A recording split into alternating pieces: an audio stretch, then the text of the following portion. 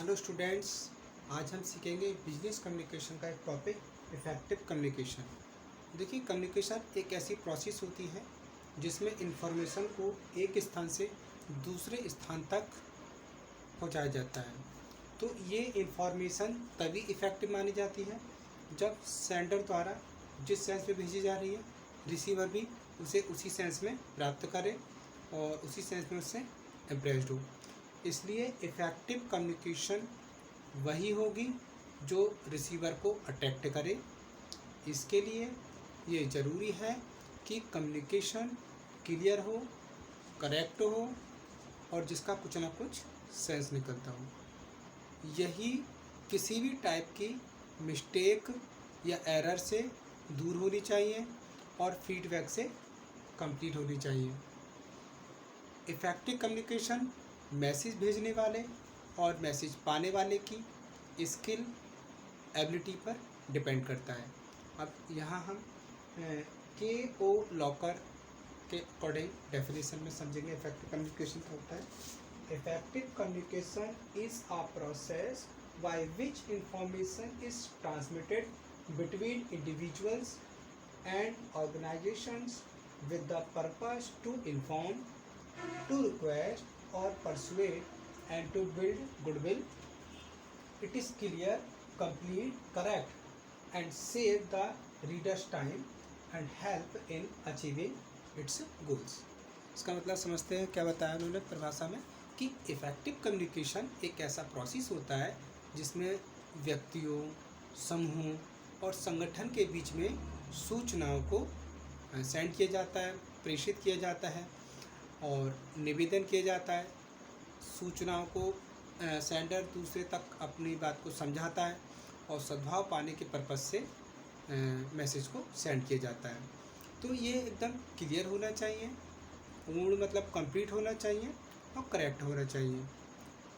इससे क्या होता है, रीडर्स का समय बचता है और अपने उद्देश्य को पाने में सहायक होते हैं। अब हम देखेंगे कम्युनिकेशन प्रोसेस। कम्युनिकेशन की प्रोसेस कैसे शुरू होती है, इसमें कौन कौन एलिमेंट शामिल होते हैं। फर्स्ट है हमारा सेंडर। सेंडर कौन होता है? सेंडर वो व्यक्ति होता है जो किसी मैसेज को डिलीवर करता है। सेंडर से आगे प्रोसेस चलती है मैसेज। मैसेज क्या होता है?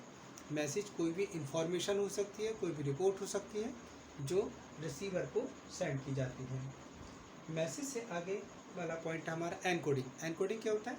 एनकोडिंग मैसेज को जिस टाइप से लिखा जाए, या वर्बल हो, ओरल हो, रिटन हो, जो भी टाइप होता है वो एनकोडिंग कहलाता है हमारा। एनकोडिंग के बाद अगला स्टेप है हमारा channel of communication. Channel of communication ये एक ट्रांसमिशन या कोई मेथड हो सकता है जिसके माध्यम से ये जो मैसेज है वो सेंडर से रिसीवर को डिलीवर होता है। ये एक माध्यम होता है, मीडियम होता है। मीडियम के बाद आता है रिसीवर। तो सेंडर ने जो मैसेज भेजा है एनकोडिंग करके किसी भी मेथड से, वो रिसीवर को रिसीव हो जाता है। रिसीवर रिसीव करने के बाद अगला स्टेप दिखा रहा है डिकोडिंग। डिकोडिंग में मैसेज को इंटरप्रिटेशन किया जाता है, मतलब उसको व्याख्या की जाती है। व्याख्या करने के बाद मैसेज को रीडर समझ लेता है और उसके बाद लास्ट स्टेप है हमारा फीडबैक। उसके बाद रीडर उसकी प्रतिक्रिया देता है, मतलब उसको प्रतिपुष्टि करता है। तो फिर फीडबैक से ये प्रोसेस दोबारा से सेंटर पे पहुंचती है। तो इस तरीके से हमारी जो कम्युनिकेशन की प्रोसेस है लगातार चलती रहती है। आगे हम देखेंगे कैरेक्टरिस्टिक्स ऑफ कम्युनिकेशन। कम्युनिकेशन के क्या क्या कैरेक्टरिस्टिक्स हैं। देखिए, पहली कैरेक्टरिस्टिक्स है प्रिसाइज मैसेज। प्रिसाइज मैसेज का मतलब मैसेज हमारा शॉर्ट होना चाहिए। शॉर्ट के साथ साथ इसके अंदर आवश्यक शब्दों का प्रयोग नहीं करना चाहिए। जो यूजलेस वर्ड है उनका प्रयोग हमें इसमें नहीं करना चाहिए। रिसीवर इजी वे में समझ सके ऐसी हमें भाषा रखनी चाहिए ताकि सेंडर और रिसीवर दोनों का टाइम बचे।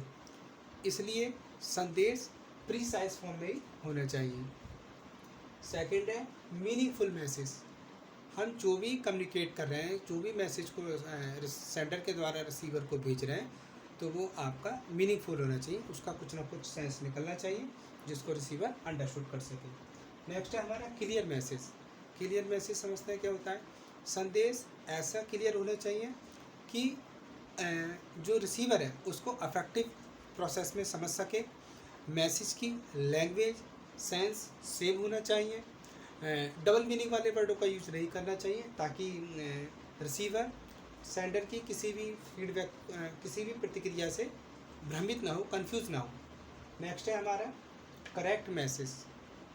मैसेज किसी भी सेंस में बैग्यू मतलब फॉल्स नहीं होना चाहिए, उसमें ग्रामेटिकल मिस्टेक नहीं होनी चाहिए, इसका मतलब बिल्कुल करेक्ट होना चाहिए। नेक्स्ट है हमारा complete message. Communication decision making base पर होना चाहिए, मैसेज पूरा कंप्लीट हो जिससे रिसीवर उसको सही वे में इजी वे में समझ पाए। नेक्स्ट है हमारा रिलायबिलिटी। रिलायबिलिटी क्या होती है? सेंडर को सेंस होना चाहिए कि जो मैसेज भेजा जा रहा है वो रिसीवर उस पर ट्रस्ट करे, ऐसा सेंडर को श्योर होना चाहिए। नेक्स्ट है हमारा अट्रैक्टिव मैसेज। देखिए संचार मतलब कम्युनिकेशन हमारा ऐसा होना चाहिए कि जो रिसीवर है उसके ध्यान को आकर्षित करे। मैसेज भेजते समय रिसीवर का इंटरेस्ट और उसकी क्या नीड है उसको सेंडर को ध्यान में रखना चाहिए और उसी के अकॉर्डिंग मैसेज भेजना चाहिए। नेक्स्ट है हमारी फ्लेक्सिबिलिटी। देखिए फ्लेक्सिबिलिटी से क्या समझेंगे उसमें कि जो भी कम्युनिकेशन करते हैं उसमें जो इन फ्यूचर में क्या होता है, उतार चढ़ाव होते रहते हैं बिजनेस में, तो हमारा जो कम्युनिकेशन हो वो सफिशेंट फ्लेक्सिबल भी होना चाहिए ताकि फ्यूचर में जो भी हमें चेंजिंग करना हो वो हम चेंजिंग कर सकें। Thank you.